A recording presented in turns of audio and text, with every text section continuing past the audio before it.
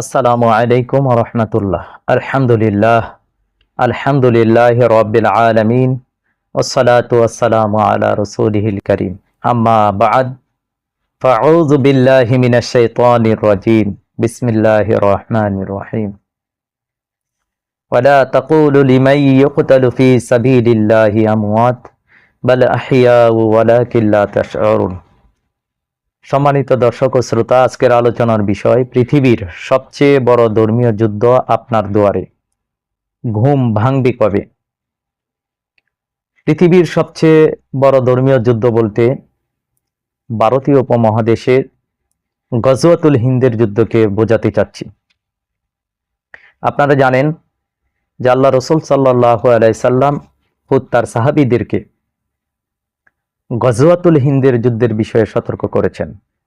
গজওয়া মানে যুদ্ধ, হিন্দ মানে ভারতীয় উপমহাদেশ। ভারতীয় উপমহাদেশে মুশরিকদের সাথে মুসলমানদের একটি যুদ্ধ হবে, যেটি হবে পৃথিবীর ইতিহাসে সবচেয়ে বড় ধর্মীয় যুদ্ধ এবং রক্তক্ষয়ী যুদ্ধ। যে যুদ্ধে মুসলমানদের পায়ের টাকনু পর্যন্ত রক্ত হবে, যে যুদ্ধটি হবে অসম যুদ্ধ, অর্থাৎ মুসলিম সৈন্য সংখ্যা কম আর মুশরিকদের সৈন্য সংখ্যা থাকবে বেশি। মুসলমানদের অস্ত্র শস্ত্র থাকবে কম, মুশরিকদের অস্ত্র শস্ত্র থাকবে বেশি। তথাপিও এই যুদ্ধে মুসলিমদের বিজয় হবে। খোদ আল্লাহ রসুল সাল্লাল্লাহু আলাইহি সাল্লাম এই বিষয়ে ভবিষ্যৎবাণী করেছেন। আজকে পৃথিবীর ধর্মীয় এই যুদ্ধটি একেবারে আমাদের দুয়ারে এসেছে। যদিও এই বিষয়ে আমরা সতর্ক নই, আমরা গাফেল, কারণ শেষ জামানা সম্পর্কে আমাদের পড়াশোনা, আমাদের স্টাডি, আমাদের গবেষণা খুবই কম। আমাদের আলেম সমাজ আজকে মুসলিম উম্মাহকে এ বিষয়ে সতর্ক খুব বেশি একটা করছে না। হাতে গোনা কিছু আলেম আছে যারা আসন্ন গজওয়াতুল হিন্দ, তৃতীয় বিশ্বযুদ্ধ, মালহামার বিষয়ে জাতিকে সতর্ক করছে। বেশিরভাগ আলেমরা এখনো ভোগে বিলাসে লিপ্ত এবং ধর্মকে ব্যবসা হিসেবে ব্যবহার করতেছে। কেউ মাদ্রাসা দিয়ে ব্যবসা করছে, কেউ পিরালি দিয়ে ব্যবসা করতেছে, কেউ ইসলামকে নিজেদের ব্যক্তি স্বার্থের জন্য ব্যবহার করতেছে, ওয়াজ নসিহা দিয়েও কেউ কেউ ব্যবসা করতেছে।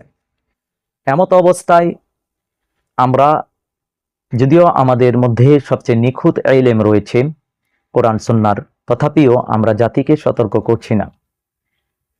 গজওয়াতুল হিন্দের বিষয় নিয়ে জাতিকে সতর্ক করা দরকার, কারণ আল্লাহ রসুল সাল্লাল্লাহু আলাইহি ওয়াসাল্লাম এর হাদিস থেকে জানা যায় এই যুদ্ধটি খুবই ভয়ানক হবে। যেমন আবু হুরায়রা রাদিয়াল্লাহু তাআলা আনহু থেকে হাদিস রয়েছে সুনানে আবু দাউদ, সুনানে নাসাইর মধ্যেও রয়েছে, যে সুনানে নাসাইর মধ্যে 6 নম্বর খণ্ড পৃষ্ঠা 42 নম্বর হাদিস নাম্বার 3174 নম্বর হাদিসে আবু হুরায়রা রাদিয়াল্লাহু তাআলা আনহু থেকে বর্ণিত, তিনি বলেন, ওয়া'আদানা রাসূলুল্লাহ সাল্লাল্লাহু আলাইহি ওয়াসাল্লাম গাজওয়াতুল হিন্দ। আবু হুরায়রা বলে, আল্লাহ রাসূল সাল্লাল্লাহু আলাইহি ওয়াসাল্লাম আমাদের কাছ থেকে গজওয়াতুল হিন্দের যুদ্ধের ওয়াদা নিয়েছেন। ফাইন আদরাকতুহু উনফিক ফিহা নাফসি ওয়া মালি। আমি যদি সেই যুদ্ধটা পেয়ে যাই তাহলে সেই যুদ্ধে আমার জান আর মাল ব্যয় করব। সুবহানাল্লাহ। আর আমি যদি সেই যুদ্ধে শহীদ হয়ে যাই, কুনতু মিন আফদালি শুহাদা, আমি হব উত্তম শহীদদের একজন। ওয়া ইন আরজি ফানা আবু হুরায়রাতুল মুহাররার। আর যুদ্ধ থেকে আমি যদি বিজয় বেশে, গাজী বেশে ফিরে আসতে পারি, তবুও জাহান্নাম থেকে মুক্তিপ্রাপ্ত আবু হুরায়রা হয়ে যাব। সুবহানাল্লাহ। দেখেন, আবু হুরায়রা রাদিয়াল্লাহু তাআলা আনহু এই গজওয়াতুল হিন্দের যুদ্ধে নিজের জান আর মালকে ব্যয় করার তামান্না বা আকাঙ্ক্ষা পেশ করেছেন। তিনি আরেকটি হাদিসের ভাষ্য অনুযায়ী জানা যায় যে আবু হুরায়রা বলেছেন, আমার নতুন পুরাতন সবকিছু বিক্রি করে সেই যুদ্ধে অংশগ্রহণ করতাম। তাহলে দেখেন, আজকে গজওয়াতুল হিন্দের যুদ্ধ একেবারে শুরু হয়ে গেছে বলা যেতে পারে। মুশরিকরা একতরফাভাবে এই যুদ্ধটি শুরু করে দিয়েছে, যদিও মুসলমানরা এখনো ঘুমন্ত। মুসলিমরা মায়ের কাছে, মুসলমানদেরকে জয় শ্রীরাম বলতে বাধ্য করা হচ্ছে, মুসলিমদের ঘরবাড়ি ভেঙে দেওয়া হচ্ছে, বোল্ডেজার দিয়ে মসজিদগুলো গুড়িয়ে দেওয়া হচ্ছে, মাদ্রাসাগুলো সিলগালা করে দেওয়া হচ্ছে, বাড়ি থেকে রাস্তা থেকে মুসলিম মা বোনদেরকে ধরে নিয়ে গণধর্ষণ করা হচ্ছে, জয় শ্রীরাম বলতে বাধ্য করা হচ্ছে, গরুর ব্যবসায়ী যারা রয়েছে তাদের গরুগুলো ছিনিয়ে নেওয়া হচ্ছে এবং তাদেরকে অত্যাচার নির্যাতন করা হচ্ছে, মসজিদ থেকে অত্যাচার করে লাঠিপেটা করে বের করা হচ্ছে প্রশাসনের সহযোগিতায়। তো তারা যুদ্ধ শুরু করে দিয়েছে। আমরা এখনো ঘুমিয়ে আছি, আমরা বুঝতেছি না। এটা আমাদের গাফলতি বা অজ্ঞতা, মুসলিম উম্মার এটা অজ্ঞতা এবং গাফলতির কারণে মুসলিম উম্মার আজকের এই বেহাল অবস্থা। এই কারণেই মূলত মুসলিমরা বেশি মার খাবে এবং পায়ের টাকনো পর্যন্ত রক্ত হবে। এখন কথা হচ্ছে, তারা যুদ্ধ শুরু করে দিয়েছে আর আমরা ঘুমন্ত। তো এই যুদ্ধটির ফজিলত এত বেশি যে এই যুদ্ধে যারা যুদ্ধ করতে গিয়ে মারা যাবে তাদেরকে বদরি সাহাবীদের মর্যাদা দেওয়া হবে। সুবহানাল্লাহ। একটি হাদিসের মর্ম অনুযায়ী 3টি যুদ্ধে যারা অংশগ্রহণ করবে তারা বদরি সাহাবীদের মর্যাদা পাবে। একটি হচ্ছে আমাকের ময়দানে যে যুদ্ধটি হবে, দাজ্জালের বিরুদ্ধে যে যুদ্ধটি হবে, এবং গজওয়াতুল হিন্দের যে যুদ্ধটি, এই 3টি যুদ্ধে যারা অংশগ্রহণ করবে তাদেরকে বদরি সাহাবীদের মর্যাদা দেওয়া হবে। অর্থাৎ এই যুদ্ধটি করতে গিয়ে যদি তারা মারা যায়, অর্থাৎ আমিরের নির্দেশনা অনুযায়ী প্রত্যেকটা যুদ্ধের জন্যই আমির রয়েছে, আমির ব্যতীত আসলে যুদ্ধ হয় না। এই গজওয়াতুল হিন্দের যুদ্ধের আমির হচ্ছে ইমাম মাহমুদ হাবিবুল্লাহ, যার জন্ম হয়েছে বাংলাদেশের রাজশাহী বিভাগের নাটোর জেলার বাগাতিপাড়া উপজেলার পাকা ইউনিয়নের উত্তর গাঁওপাড়া গ্রামে। আর তিনি 2017 সালে বেলায়েতপ্রাপ্ত। তিনার নেতৃত্বে যারা যুদ্ধ করবে তারাই কেবল বদরি সাহাবীদের মর্যাদা পাবে ইনশাআল্লাহ। আবু হুরায়রা রাদিয়াল্লাহু তাআলা আনহু এই যুদ্ধের মর্যাদা বোঝাইতে গিয়ে তিনি নিজে তার নতুন এবং পুরাতন সামগ্রী বিক্রি করে এই যুদ্ধে অংশগ্রহণ করতে চেয়েছে। কিন্তু আজকে আফসোস, এই যুদ্ধটি আমরা পাবার পরেও, আমরা এখনো আপনার এই পরিস্থিতি দেখার পরেও এখনো মুসলমানরা ঘরবাড়ি করতেছেন, ব্যবসা বাণিজ্য গোছাচ্ছেন, আরো অনেক কিছু। দেখেন, আপনারা ফিলিস্তিনের দিকে তাকিয়ে দেখেন, যখন তারা বিল্ডিং করছিল, যখন তারা বড় বড় অট্টালিকা নির্মাণ করেছে, তখনই কিন্তু আপনার ইসরায়েল আপনার ড্রোন হামলা করে, ক্ষেপণাস্ত্র করে বা বিমান হামলার মাধ্যমে তাদের বড় বড় বিল্ডিং কিন্তু মাটির সাথে মিশিয়ে দিয়েছে। একই অবস্থা কিন্তু এদেশের মুসলিমদের উপরও হচ্ছে। আজকে দেখেন, এদেশের আলেম ওলামারা মসজিদ বানিয়েছে, মাদ্রাসা বানিয়েছে, মসজিদ মাদ্রাসা রক্ষা করার প্রহরী কিন্তু তারা বানায়নি। তারা এখনো প্রতিযোগিতায় আসছে মসজিদ বানানোর জন্য, মাদ্রাসা বানানোর জন্য। উগ্র হিন্দুরা কিন্তু এই মসজিদ আর মাদ্রাসাগুলোতে বেশি আক্রমণ করবে। আপনারা ভারতের দিকে তাকিয়ে দেখেন যে পশ্চিমবঙ্গে সেখানে কিন্তু মসজিদগুলোকে ভেঙে দেওয়া হচ্ছে, মাদ্রাসাগুলোকে কিন্তু ভেঙে দেওয়া হচ্ছে, মুসলমানদের বাড়িঘরগুলো ভেঙে দেওয়া হচ্ছে। এটি কিন্তু গোটা ভারতীয় উপমহাদেশের মুসলমানদের উপরেই এটি চাপিয়ে দেওয়া হবে। এজন্য আজকে যারা জমি জমা ধন সম্পদের পিছনে ছুটতেছেন, এক সময় এটি তাদের আফসোসের কারণ হয়ে যাবে, একটা সময় এটি তাদের আফসোসের কারণ হবে। এজন্য এখনই আমাদের উচিত গজওয়াতুল হিন্দের জন্য আমাদের প্রিপারেশন নেওয়া, আল্লাহ প্রদত্ত আমিরের সাথে এসে যোগাযোগ করা, পরামর্শ করা, দিক নির্দেশনা নিয়ে কাজ করা।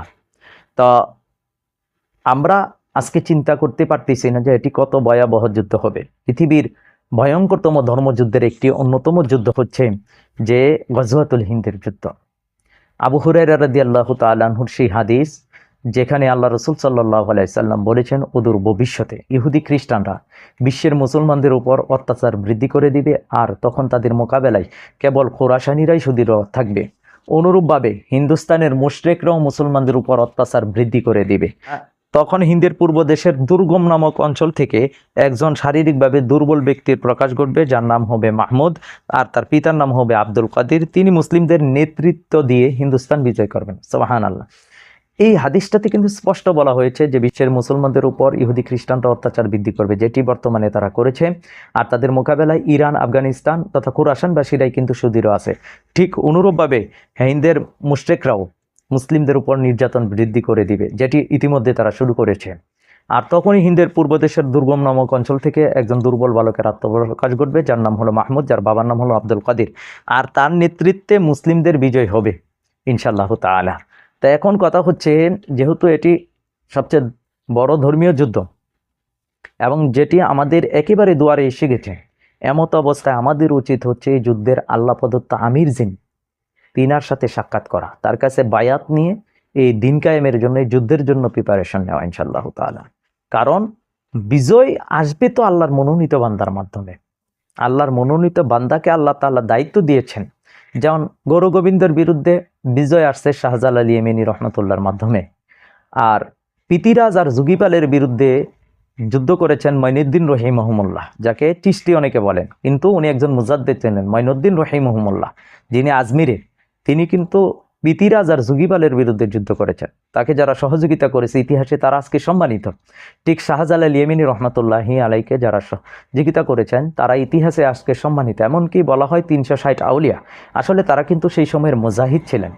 শাহজালাল ইয়েমেনি রহমতুল্লাহকে সহযোগিতা করেছেন। ঠিক বর্তমানে ইমাম মাহমুদ হাবিবুল্লাহর আত্মপ্রকাশ হয়েছেন, তিনিও দিন কায়েমের জন্য, গজওয়াতুল হিন্দের জন্য মুসলিম উম্মাহকে সতর্ক করতেছেন।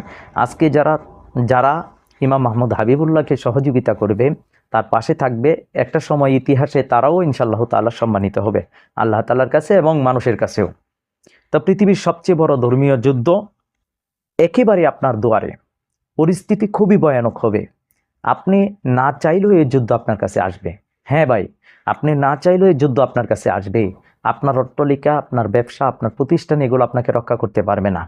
এজন্য অবশ্যই আপনার ব্যবসা প্রতিষ্ঠান, আপনার সম্পদ, আপনার জান এবং মালের নিরাপত্তার জন্য হলেও আপনাকে আল্লাহ প্রদত্ত ব্যক্তির সাথে একত্রতা ঘোষণা করে কাজ করা লাগবে।